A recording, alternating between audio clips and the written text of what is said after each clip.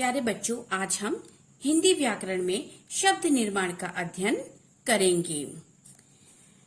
शब्द निर्माण की प्रक्रिया 3 प्रकार से हो सकती है, या हम ये भी कह सकते हैं कि हिंदी में शब्द निर्माण 3 प्रकार से किया जा सकता है। पहला उपसर्गों के द्वारा, प्रत्ययों के द्वारा और समास के द्वारा। उपसर्गों के द्वारा जैसे अन उपसर्ग लगाया और आदर मूल शब्द बना अनादर। प्रत्ययों के द्वारा सुंदर मूल शब्द ता प्रत्यय, नवीन शब्द बना सुंदरता। उपसर्गों समास की प्रक्रिया द्वारा स्नान धन ग्रह, नवीन शब्द बना स्नान के लिए ग्रह। इस आपको मुख्य बात यह ध्यान रखनी है कि उपसर्ग शब्द के पहले लगता है और प्रत्यय शब्द के बाद लगता है। आइए अब हम उपसर्ग का अध्ययन करते हैं। उपसर्ग भाषा के वे सार्थक लघुत्तम खंड हैं जो शब्द के आरंभ में लगकर नए नए शब्दों का निर्माण करते हैं। जैसे अन उपसर्ग है, आदर मूल शब्द है, मिलकर बना अनादर। अब आगे देखते हैं। दुर धन दिन बना दुर्दिन। बे धन ईमान बना बेईमान। वि धन नाश बना विनाश। सु धन योग बना सुयोग। प्र धन हार बना प्रहार।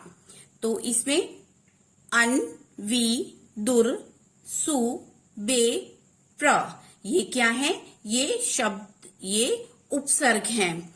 और आदर दिन बेईमान ये सब क्या है? मूल शब्द हैं। और जो इन दोनों के मेल से बना वो क्या है? हमारा नवीन शब्द है। आइए आगे पढ़ते हैं। हिंदी में 3 प्रकार के शब्द मिलते हैं, तत्सम, तद्भव तथा अन्य भाषाओं के आगत विदेशी शब्द। इस दृष्टि से हिंदी में 3 ही प्रकार के उपसर्ग प्राप्त होते हैं। आज हम तत्सम उपसर्ग के बारे में जानकारी हासिल करेंगे। तत्सम उपसर्ग वे उपसर्ग हैं जो संस्कृत से हिंदी में आ गए हैं। संस्कृत में 22 उपसर्ग हैं। इन उपसर्गों से बने अनेक शब्द हमें हिंदी में मिलते हैं। कुछ शब्दों के उदाहरण नीचे दिए गए हैं। आइए हम उदाहरणों से स्पष्ट करते हैं। जैसे पहला उदाहरण, पहला जो नीले रंग से लिखे हैं वो सारे उपसर्ग हैं। जैसे अति, अति का अर्थ है अधिक। जैसे शब्द बनता है अत्यंत। अति मूल शब्द, अति उपसर्ग और अंत मूल शब्द। अति अत्याचार, अति उपसर्ग और आचार मूल शब्द। अतिरिक्त, अति उपसर्ग और रिक्त मूल शब्द।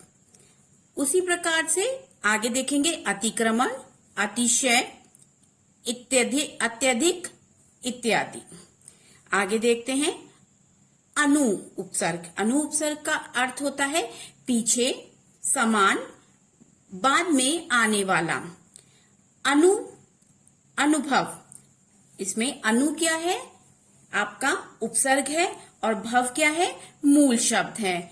अनुभूति, अनु क्या है? आपका उपसर्ग है और भूति क्या है? मूल शब्द है। तो आपका मिलकर बना अनुभूति। उसी प्रकार अनुकरण बनेगा, उसी प्रकार अनुशासन। अनु आपका उपसर्ग हुआ और शासन आपका मूल शब्द हुआ। अनु आपका उपसर्ग हुआ और रूप मूल शब्द हुआ और दोनों के मेल से बना अनुरूप। इसी प्रकार अनुकंपा, अनुसार इत्यादि। आगे देखते हैं अभी। अभी उपसर्ग का अर्थ होता है सामने या ओर। आगे हम इसके ही उदाहरण हम देखते हैं। अभिमुख, यानी अभी उपसर्ग हुआ और मुख मूल शब्द हुआ और मिलकर क्या नवीन शब्द बना, अभिमुख। अभिज्ञान, अभिमान, अभियोग, अभिलाषा, अभिनव, अभिशाप, ये इसके उदाहरण हैं। आगे देखते हैं अव उपसर्ग। इसका अव उपसर्ग का अर्थ होता है बुरा, हीन या अप। जैसे अवकाश, अव मूल आपका उपसर्ग है और काश क्या है, आपका मूल शब्द है। अवगुण, अव क्या है, आपका उपसर्ग है और गुण क्या है, मूल शब्द है। उसी प्रकार अवशेष, अव उपसर्ग और शेष मूल शब्द, ठीक है। इसको मिलकर शब्द क्या बनता है हमारा, अवशेष। आगे देखते हैं दुस, दुर। दुस और दुर का अर्थ होता है कठिन या बुरा। आपको एक विशेष बात ये याद रखनी पड़ेगी, दुस, दुस स व्यंजन के नीचे हलंत लगा हुआ है, यानी ये स्वर रहित है। जब स्वर रहित उपसर्ग का प्रयोग हम नवीन शब्द बनाने में करते हैं या उनको मूल शब्द के साथ जोड़ते हैं, तो जो स्वर रहित शब्द हो, स्वर रहित वर्ण होता है वो आधा लिखा जाता है। जैसे कि हम अब उदाहरण में देखेंगे, दुस धन साहस। दुस इसमें उपसर्ग है और साहस मूल शब्द है, लेकिन जब हम इसे मिलाएंगे तो बनेगा दुस्साहस। इसमें जो सा है आधा आएगा, ठीक। जो उपसर्ग वाला सा है वो आधा आएगा और साहस वाला सा पूरा लिखा जाएगा। उसी प्रकार दुष्कर, दुष आपका क्या है, उपसर्ग है और कर क्या है, मूल शब्द है। जब हम इसे मिलाएंगे तो ये क्या बनेगा, दुष्कर। उसी प्रकार दुर्गति, दुर्भाग्य, दुर्बल, दुर्लभ, दुर्दशा इत्यादि। निस तथा निर, निस तथा निर उपसर्ग का अर्थ है रहित या नहीं। उसी प्रकार इसमें भी हलंत लगा है। जब इस उपसर्ग को हम मूल शब्द के साथ मिलाएंगे तो जो हमारा व्यंजन वर्ण है जिसपे हलंत लगा हुआ है वो आधा लिखा जाएगा। जैसे निश धन काम, निस धन संदेह, तो क्या बना, निसंदेह। उसी प्रकार अन्य उदाहरण है निश्चल, निर्दोष, निर्दयी, निर्मल इत्यादि। आगे देखते हैं प्र। प्र का अर्थ, प्र उपसर्ग का अर्थ होता है अधिक या आगे। जैसे प्रत्यय, प्र आपका क्या है, उपसर्ग है और यत्न क्या है, आपका मूल शब्द है। प्रबल, प्र क्या है आपका उपसर्ग है और बल क्या है, मूल शब्द है। इसी के अनुसार आगे बनेंगे प्रस्ताव, प्राचार्य, प्रहार, प्रताप, प्रयोग इत्यादि। प्रति, प्रति उपसर्ग का अर्थ है विरोध, सामने, ठीक है। जैसे प्रति क्या है, उपसर्ग है, इसमें हमने मूल शब्द क्या जोड़ा, ध्वनि। क्या बनता है, प्रति ध्वनि।